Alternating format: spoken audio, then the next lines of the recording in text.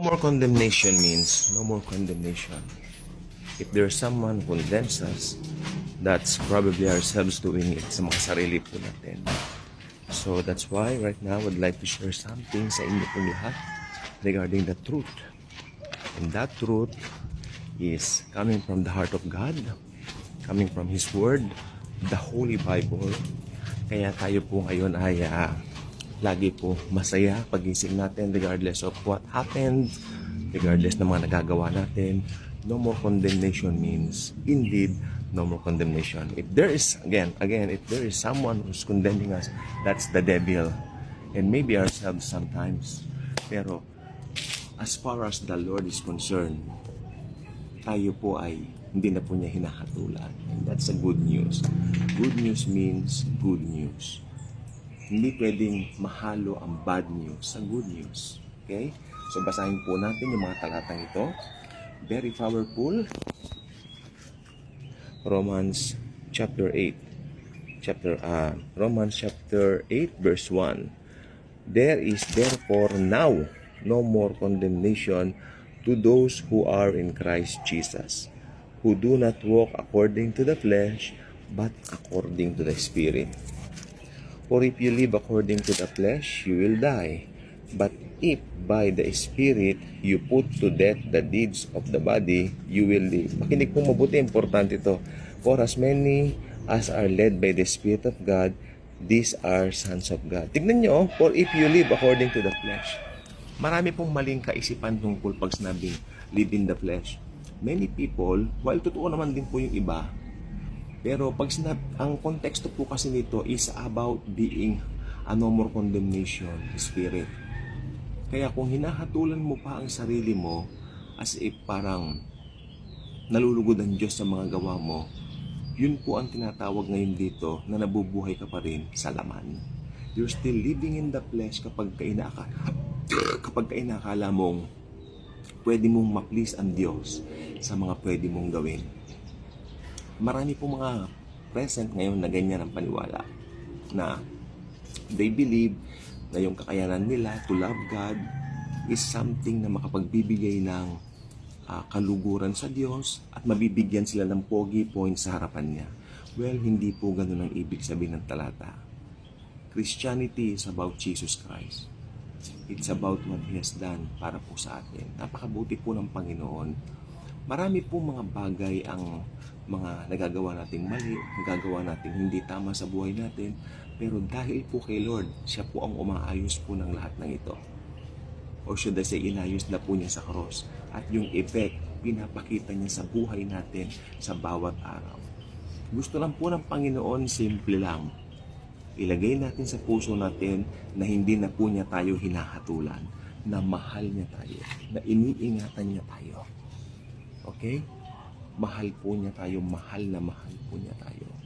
Marami po mga bagay sa mundo ngayon na nakikita kong parang against doon sa mga turo na ganito. Marami po mga Kristiyano nagsasabi na parang dahil nagtuturo ka raw ng grace, na parang pinipili mo na because you want to live in sin. Hindi. Kasi pag nasa grace ka, lalo ka magkakaroon ng power to say no to sin. The grace is not a license to sin, but it is the power to say no to sin. Okay, that's something na hindi siguro na uunawa ng iba. If they just tawag dito, understand kung ano yung talagang binabanggit ng Biblia, ba talaga po namang sila rin mismo mauunawa nila ito. Napakaganda po na alam mo yung truth. Napakaganda na alam mo ang Panginoon. Kahit na anong mangyari, regardless of what things na mga nagagawa mo, mahal ka pa rin niya. Pero hindi ko sinasabi ito para umabuso tayo sa kasalanan. Hindi po yan ang ibig ko pong sabihin. Some might think na parang, yan kasi gusto niyong umabuso. Bakit kung Kristiyano ka gusto mong umabuso sa kasalanan? Parang wala sa wisyo po yun. Kasi may bago na po tayong espiritu. Basahin natin sa Romans chapter 6. Sige, balik tayo ng Romans 6. Nang makita po natin, ayan, ay tama ba to? Ano ba yung biniplat ko? Teka lang po ha, Romans chapter 6, nandun siya, ayan tignan po natin, What shall we say then? Shall we continue in sin that grace may abound? Certainly not. How shall we who died to sin live any longer in it? Sa paraphrase po sa Tagalog, ganito lang po yan. Nasa biyaya na tayo. Kung ba nasa biyaya tayo, aabusuhin natin ito at magkakasala tayo. Natural hindi.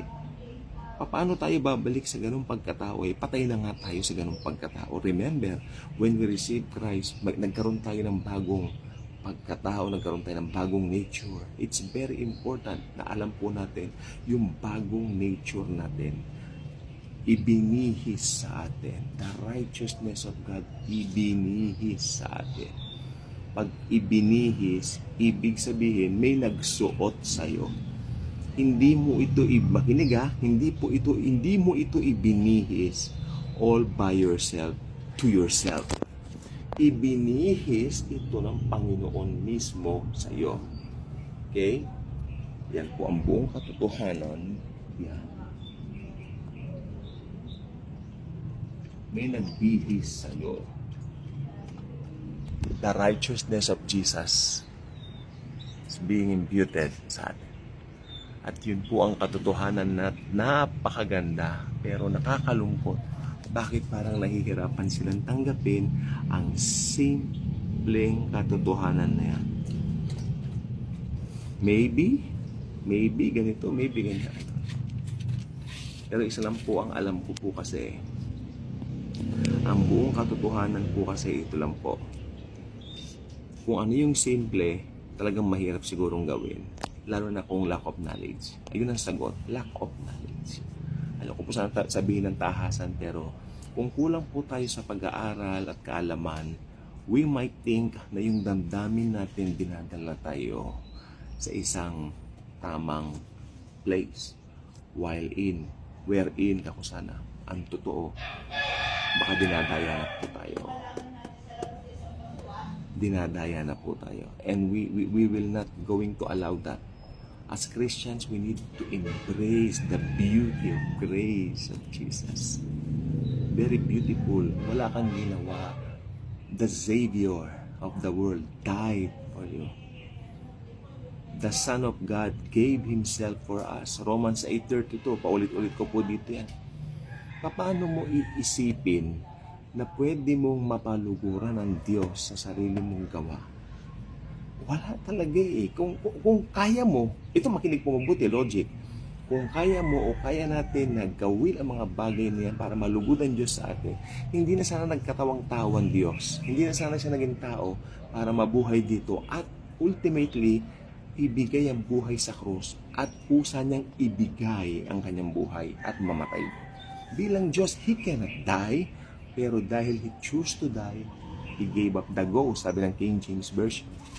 It's very important that we know all of these things. Very important matters sa ating pananampalatayang Kristiyano. The Lord is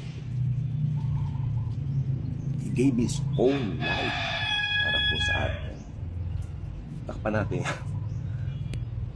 Ano po? Alam niyo, bilang mga Kristiyano po, yung perfection natin na ibinihis sa atin, nakikita po yan lagi ng Diyos. Pero yung mga kapwa natin, unfortunately, hindi po nila nakikita yan. Kaya nandun pa rin po yung tinatawag na paggawa natin ng mabuti sa kanila to become a testimony of God's love, God's grace, God's care towards mankind. Tandaan nyo, we are the ambassadors of the Lord Jesus Christ here on earth. At tayo ang kanyang ginagamit upang ang kanyang salita, the Holy Bible, ay makarating sa mga tao.